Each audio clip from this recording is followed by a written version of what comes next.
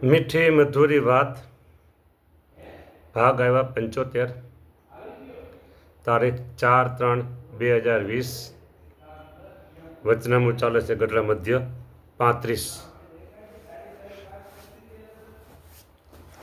વાત એમ છે, આત્માના દર્શનની વાત થઈ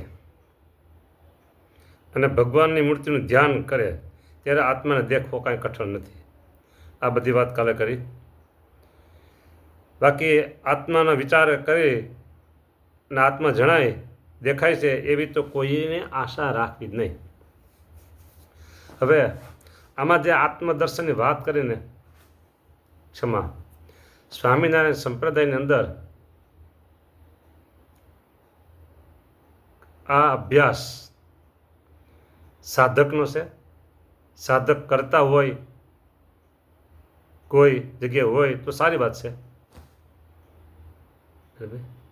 કોઈ જગ્યાએ સાધક આવી સાધના કરતા હોય તો એ વાત સારી છે, પણ આપણે એવું સાંભળ્યું નથી કે આવી રીતે સાધના કરે છે. આ એક સાધનાનો માર્ગ છે. એમ થાય કે આપણે આત્મદર્શન નથી કરવું. આત્મદર્શન કાંઈ નથી, ભગવત દર્શનની તો સાધના કરવી.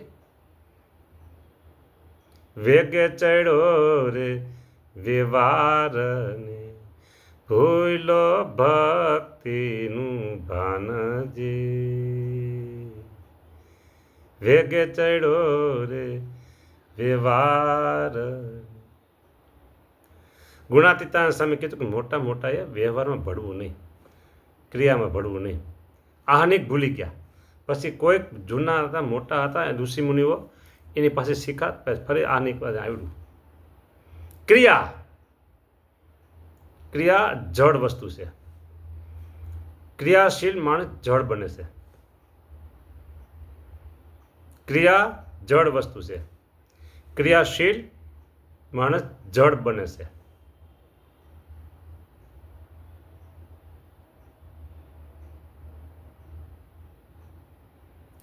આ વચનામૃત અને આજની સાંપ્રદાયિક પરિસ્થિતિ પોઝિશન ઓપોઝિટ જે હોય તે આપણે આમાં વધારે ટાઈમ દેવો નથી.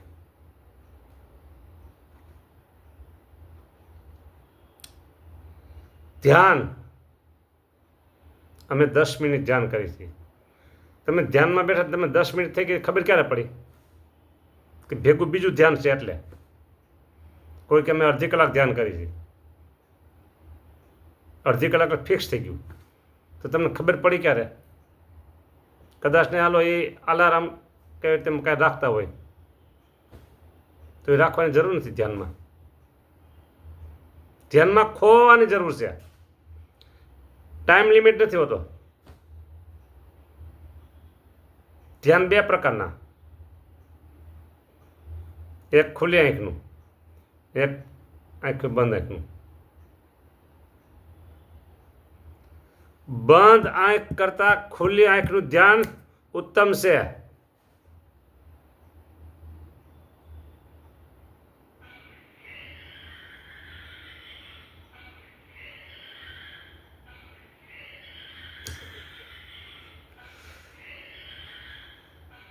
બોલતો નહોતો ને અત્યારે અડધી મિનિટ મારી નજર ફરતી હતી, બધી નજર ફરતી હતી. ક્યાં મળે આવી લગ્ની અને આવી ધગસ અને આવો ખપ અને આવી ગરજ? કોને છે? એવા કોણ છે?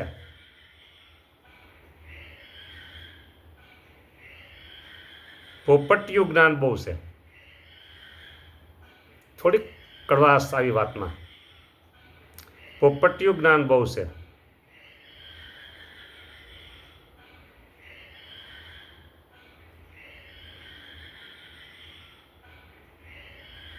હું એક વિચાર કરું બોલતા બોલતા. એ વિચાર તમને કેવો નથી અત્યારે. સમય આવે ત્યારે એ વિચાર પ્રગટ થઈ શકે છે. સમયે પ્રગટ થાય વિચાર. વચનામૃત ધ્યાન વિના કેવળ આત્મ વિચાર કરીને આત્મા જણાય છે કે દેખાય છે એવી તો કોઈ આશા રાખવી નહીં. અંતરદ્રષ્ટિ, અંતર્વૃત્તિ,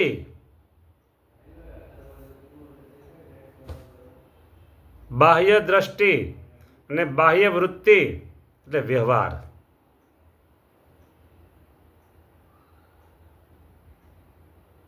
જો આ સેવક કોઈ બડાઈની વાત નહીં, અહંકારની વાત નહીં, સ્વશ્લાઘાની વાત નથી, પણ વાત એમ છે નજરે જોયેલું હોય, અનુભવ્યું, દેખેલું એ વાત.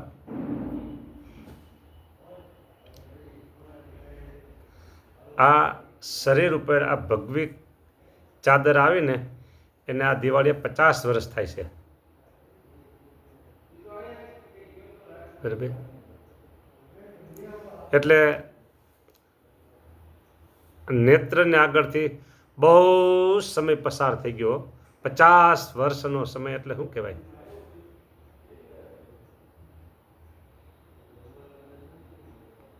બહુ પસાર થઈ ગયો સમય. ગયો અહાએ ભવ્ય જમાનો, આવ્યો અહા આ મોબાઈલનો નવ્ય જમાનો.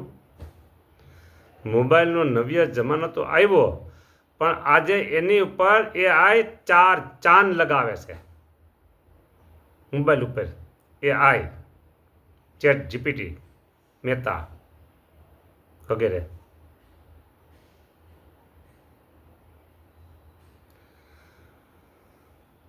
લાંબો શ્વાસ લઈને કહું છું,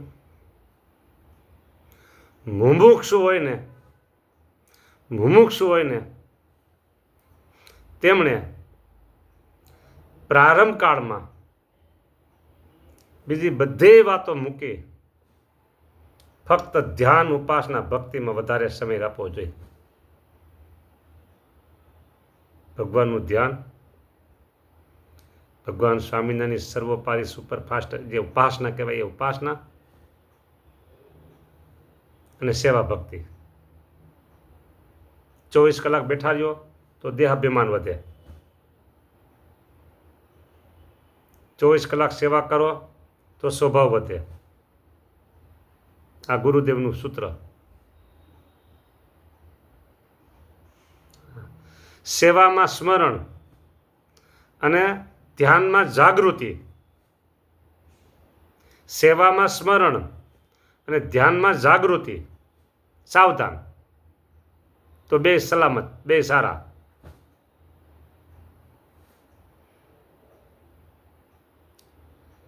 અત્યારે તો ફાસ્ટ AI નો યુગ છે. ઝડપી જમાનો આવી ગયો છે. ટ્રેનો કેવી ઝડપી નીકળે હવે તો.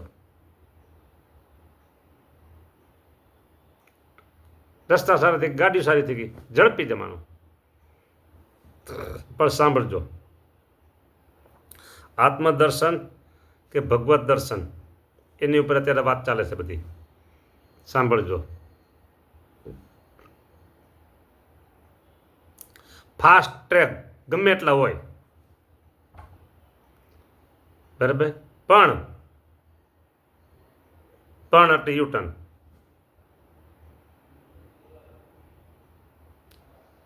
અમારું માનવું અને અમારું કહેવું એવું છે, સંસાર ત્યાગ કરે કોઈ મુમુક્ષુ સંસારનો ત્યાગ કરે.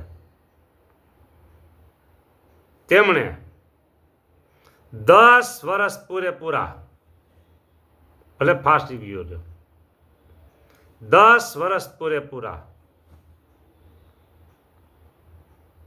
માઇકના ભૂંગળામાં અવાય જ નહીં. લોહ ચુમકશે, માઇકની અંદર લોહ ચુમકશે. લોહ ચુમક હોય ને એ લોખંડને ખેંચે, અને આ માઇક ચુંબક છે. માઇક ચુંબક બહુ ખેંચે. ને એમાં આજની જનરેશન બુદ્ધિ તેજ, યાદશક્તિ તેજ, આખ્યાનો અને પ્રસંગો કંઠે કરી લીધા હોય એટલે બીજાને માટે કહેવાય, પોતે માટે નહીં, બીજાના માટે કહેવાતા, પોતાના ઘરમાં ન આવે. 10 વર્ષ સુધી પોતાની સાધના કરે અને પછી ઉપદેશના રસ્તે ચડ્યા, પછી કથા વાર્તામાં ચડ્યા. 10 વર્ષ સુધી પોતે સ્ટોક ભેગું જ કરે અને પછી જે જીવન જીવવાની મજા આવે એ ઓર મજા.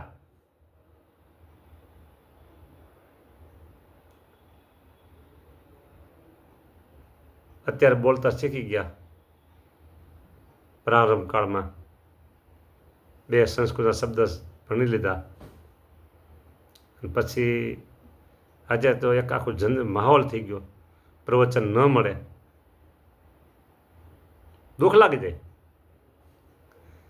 ભારત દીધું સુખનું દુઃખ ક્યાંથી આવ્યું?